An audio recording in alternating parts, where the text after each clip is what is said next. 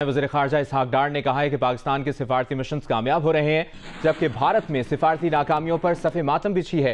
नाकामी पर एक दूसरे पर इल्ज़ाम तराशी की जा रही है। इस्लामाबाद में प्रेस कॉन्फ्रेंस के दौरान वज़ीर ख़ारजा इसहाक डार ने बताया कि सिफारती महाज पर हासिल होने वाली कामयाबियां टीम वर्क का नतीजा है। भारत का किसी भी बहाने पाकिस्तान के खिलाफ जारियत को न्यू नॉर्मल बनाने का ऐलान दफन हो गया।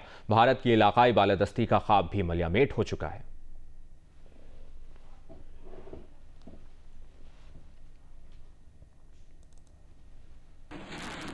अमेरिका में मौजूद पाकिस्तानी वफ्द के सरबराह chairman peoples party Bilawal Bhutto Zardari का कहना है कि ISI और रॉ मिलकर दहशतगर्दों के खिलाफ काम करें तो दोनों मुल्कों में दहशतगर्दी में नुमाया कमी आ सकती है। भारत दहशतगर्दी पर शोर मचाता है, लेकिन पाकिस्तान के साथ मिलकर इसके खात्मे के लिए काम नहीं करता। बिलावल भुट्टो ने न्यूयॉर्क में अक़वाम मुत्तहिदा के हेडक्वार्टर्स में न्यूज़ कॉन्फ्रेंस के दौरान कहा कि पाकिस्तान हर मामले पर बात के लिए तैयार है। आइए दहशतगर्दी पर बात करें, कश्मीर पर बात करें।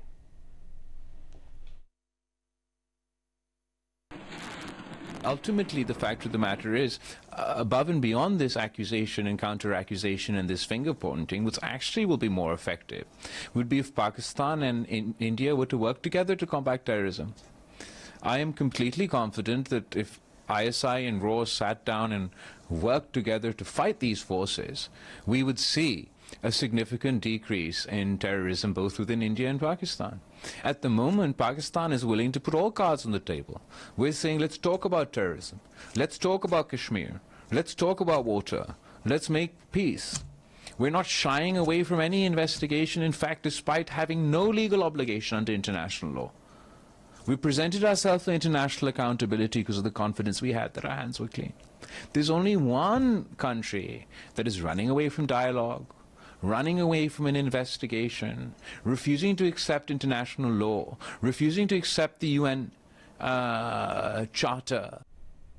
राहुल गांधी के बाद कांग्रेस के सीनियर रहनुमा पवन खेरा ने भी नरेंद्र मोदी पर तंज के तीर चला दिए। कहा, मोदी मुकद्दर का सिकंदर बनाने निकले थे, मगर नरेंद्र का सरेंडर फिल्म बन गई। आपको बताएं, राहुल गांधी के बाद कांग्रेस के सीनियर रहनुमा पवन खेरा ने भी नरेंद्र मोदी पर तंज के तीर जला दिए और कहा कि मोदी मुकद्दर का सिकंदर फिल्म बनाने निकले थे, मगर नरेंद्र का सरेंडर फिल्म बन गई।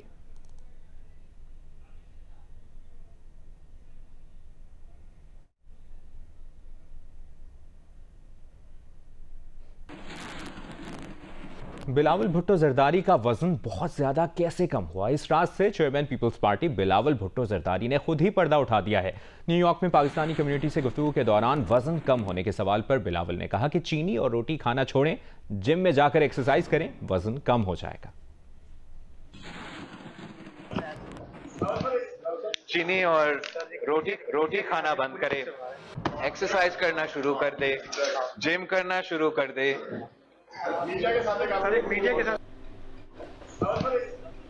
और रोटी खाना बंद करे, एक्सरसाइज करना शुरू कर दे, जिम करना शुरू कर दे। नौशहरा में 3 बच्चों को जहर देकर कत्ल करने के केस में दादी को गिरफ्तार कर लिया गया है।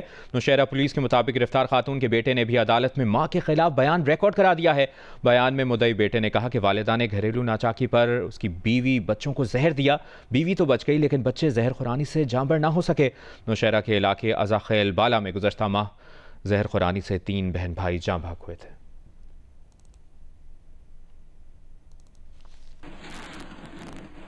आगे बढ़ते हैं, आपको बताएं, वज़ीर आज़म शहबाज शरीफ ने अपोजिशन लीडर उमर अयूब को खत लिखकर चीफ इलेक्शन कमिश्नर और 2 अरकान की तकर्री पर मुशावरत के लिए मुलाकात की दावत दी है। वज़ीर आज़म के खत में कहा गया है कि चीफ इलेक्शन कमिश्नर और 2 अरकान की मुद्दत 26 जनवरी को ख़त्म हो चुकी है, मगर उन्होंने आर्टिकल 215 के तहत काम जारी रखा है। आर्टिकल 218 के तहत चीफ इलेक्शन कमिश्नर और मेंबरान की तकर्री की तजावीज़ पार्लिमानी कमेटी को अरसाल होनी है। अपोजिशन लीडर उमर अयूब ने कहा है कि वज़ीर आज़म शहबाज शरीफ ने चीफ इलेक्शन कमिश्नर के तकर्रुर पर मुशावरत के लिए 16 मई को खत भेजा था। Tehreek Insaf chief election commissioner और 2 अरकान के तकर्रुर पर मुशावरत के लिए तैयार है।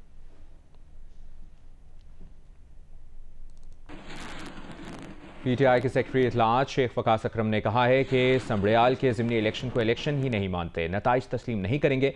इस्लामाबाद में प्रेस कॉन्फ्रेंस के दौरान वकास अकरम ने कहा कि जहां रजिस्टर्ड वोट 1400, वहां 1300 वोट नून लीग को पड़ गए।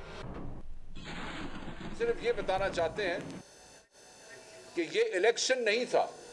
जो धांधली, जो गुंडागर्दी, वहाँ पे हो रही थी वो सब आपके साथ शेयर की। मैं आपको याद होगा मैंने इनके साथ ही पोलिंग स्टेशनों के नाम और वहाँ पे जो जो अकरेंस हो रही थी वो भी मैंने आपके साथ शेयर की थी।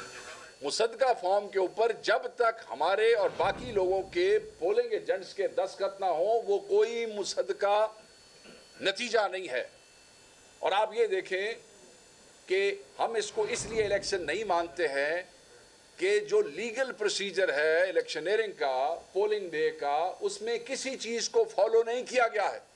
ऐसे ऐसे पोलिंग स्टेशन जहाँ पे टोटल तादाद ही रजिस्टर्ड वोटर की 1400 है, उत्थे 1300 वोट कास्ट हो गए जी।